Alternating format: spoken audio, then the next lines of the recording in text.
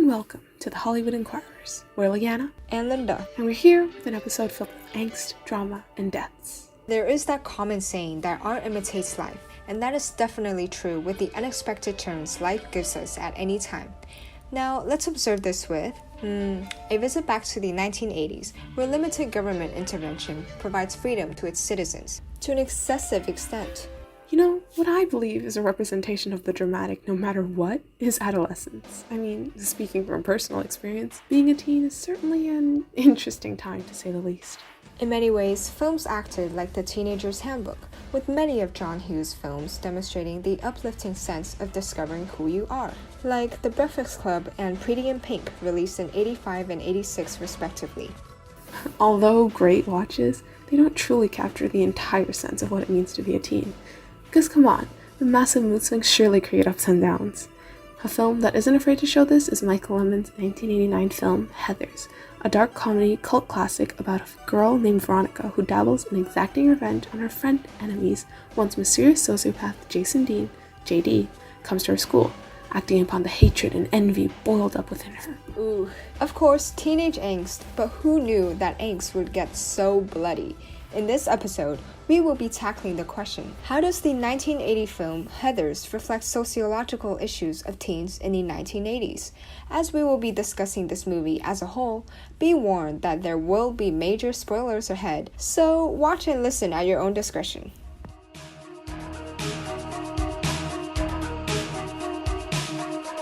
Before we look at anything, let's look over the narrative. For sure. And see how it is used to present issues of a teen through its cynical plot. First of all, there's the power structure of the typical high school cliques, with the popular girls being the Heathers, headed by, go figure, Heather Chandler.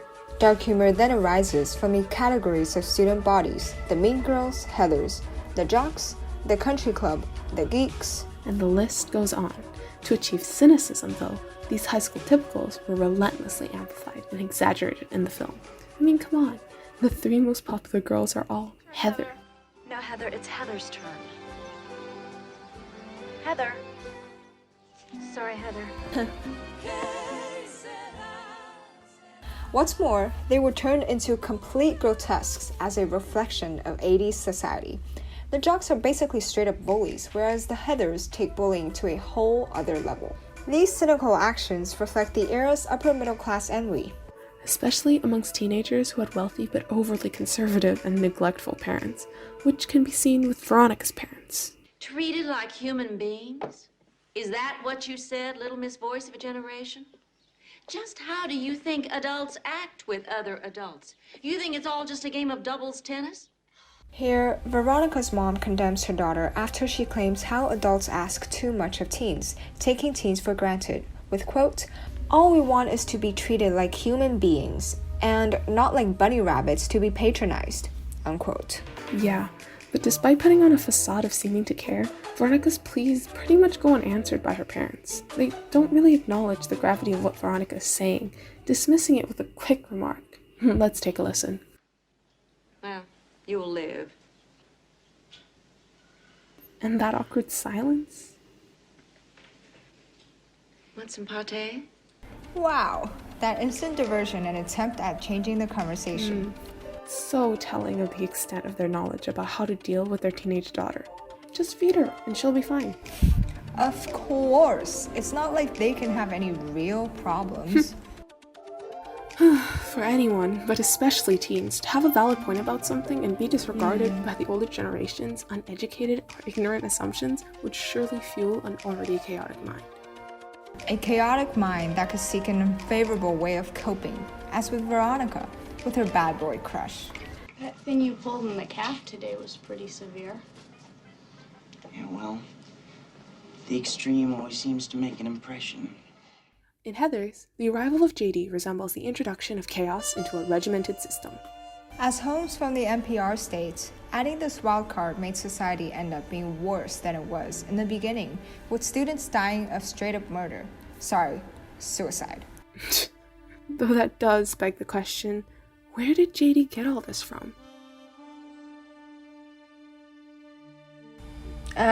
His dad, Bud Dean, a psychopath obsessed with destruction and violence. I mean, that scene where the guy watches the tape of the building being blown up with a crazed, sort of sadistic look to himself, it just... yeah, really.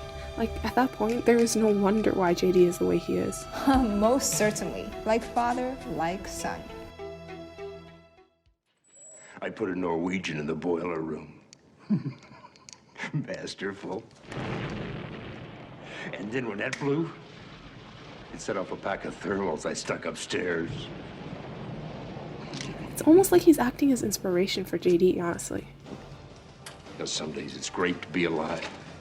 Yeah, with the way Christian Slater, JD's actor, smirks at the video of the demolition playing. His violence is learned behavior for sure. I mean, today was great. Chaos is great. Chaos is what killed the dinosaurs, darling.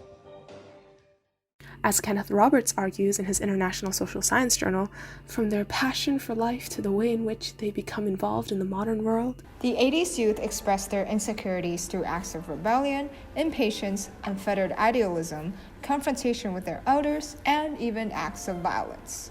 Now, all of these issues cannot be blamed on abusive and dismissive adults, as the generation gap is not the sole problem for 1980s teens. There was also the problem of popularity and peer pressure. Problems that seem so trivial, and yet Lehman expertly twisted it towards the cynical, because it is ultimately those two factors that lead to Veronica and JD's murder sprees. Those two surely had their Bonnie and Clyde moments. Our love is God. Let's go get a slushie. While Veronica does partake in these transgressions, it's mostly because she doesn't know how else to channel her frustrations and anger. Jason Dean, however, was pretty sure of what he wanted to do, murdering people who were in his way. Speaking of murder, right after their first murder, Veronica scribbles a suicide note for Heather Chandler. People think just because you're beautiful and popular, life is easy and fun. No one understood. I had feelings too. Although technically ghostwriting for her late peer, Veronica strongly resonates with this sentiment too, as she's also under a lot of peer pressure stemming from her recent popularity with the Heathers. Now, these psychosocial triggers for teens in the 80s are also highlighted by Heather's power narrative. Seen from the usage of guns and violence to solve issues, little do 80s teens realize that their teen angst and counterculture simply can't solve all the problems. I read an online report titled History of School Shootings in the US, and the 1980s saw a major increase in school shootings. 15% of individuals from the 80s into the early 90s carried a handgun. Oh wow! And Heathers satirizes this fact with its illustrative impacts of gun ownership. That actually brings us to the other societal issue that profoundly impacted 80s teens, Reagan's limited government vision. Loose legislation may have contributed to the middle classes and their regular ennui activities. Getting away from the cynical narrative for a bit, there's a moment of reflection as Veronica realizes how her actions are negatively influencing others. I've got no control over myself when I'm with JD. Are we going to prom or to hell? This was prompted from the scene prior, when Veronica snickered at the funeral after JD's remark. How do you think he'd react to a son that had a limp wrist with a pulse?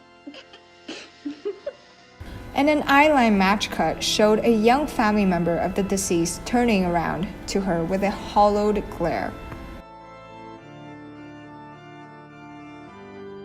Ultimately, our protagonist realizes that killing Heather won't solve the problem and that others will just replace her, just like Heather Duke did. I've cut off Heather Chandler's head and Heather Duke's head has sprouted back in its place like some mythological thing my 8th grade boyfriend would have known about. Heather Duke became the new head Heather, haha, continuing on the legacy Chandler left behind, making it seem as though nothing happened. This is also analogical to how society required larger scale change, where it is not simply Veronica alone trying to stop JD, or trying to stop the issue. And that was certainly shown in the last sequence with the suicide bomb JD deploys. Plus, Naomi Fried from The New Yorker couldn't agree more, saying that watching Heathers as a teenager was to understand, maybe for the first time, that the way things are isn't the way things should be. After all, it's not one person that's the problem. Getting rid of Heather Chandler doesn't solve anything. It was the people, society, that needed changing.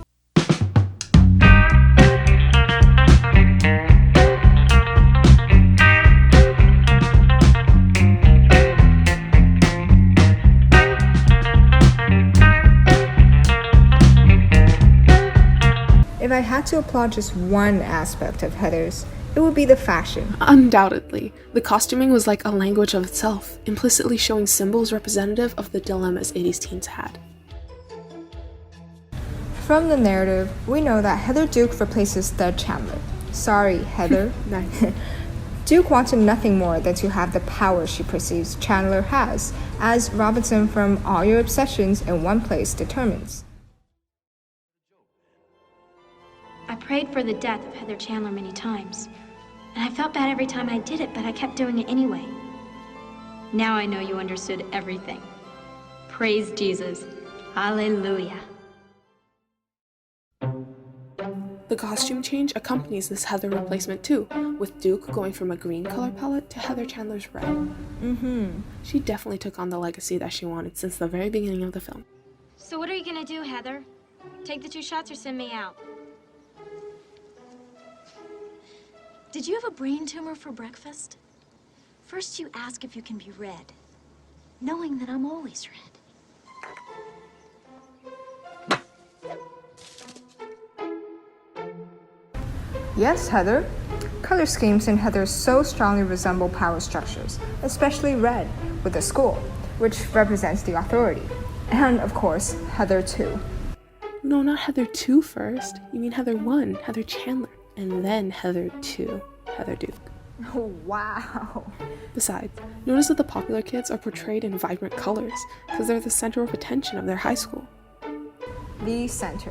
Yet, some are undeniably ostracized to the brinks of society, or in this sense, the brinks of school popularity.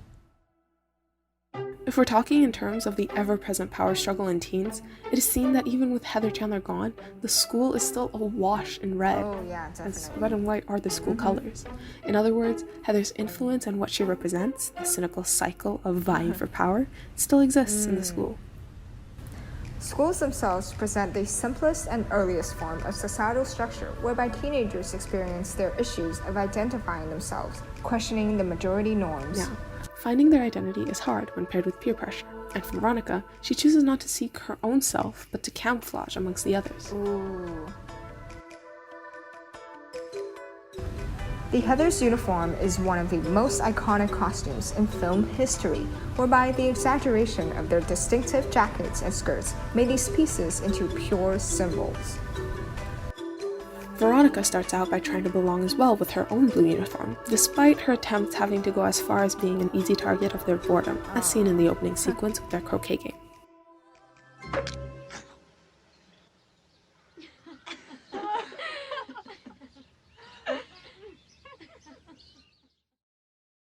As a symbol, Veronica's blue attire embodies her confidence, wisdom, truth, and intelligence.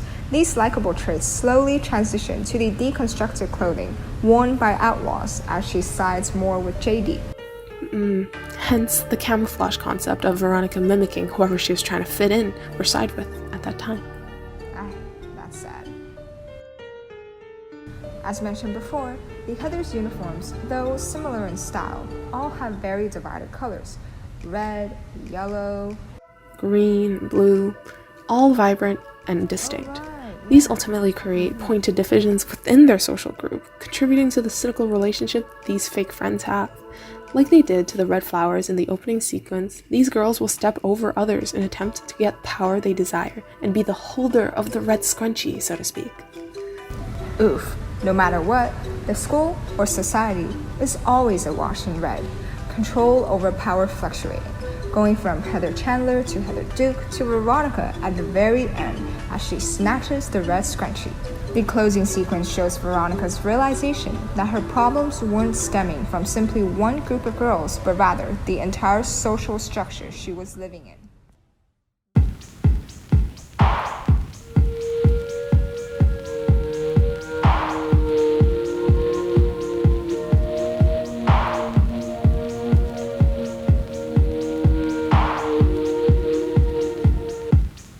The problem is not just one girl, but the whole world.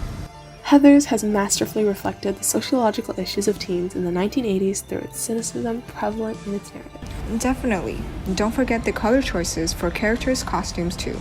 Just like a teen's world and society, the costumes in Heathers stylistically resemble a teenager's struggles with peer pressure and power conflicts. And if you love the music from today's episode, thank David Newman's mastery when creating the soundtrack from Heathers, since it's all taken from there. A film that transcends its time, Heathers changed teen movies. As Fire of the New Yorker says, be ready for a film that kickstarts an era of darker, edgier, more experimental teen comedies.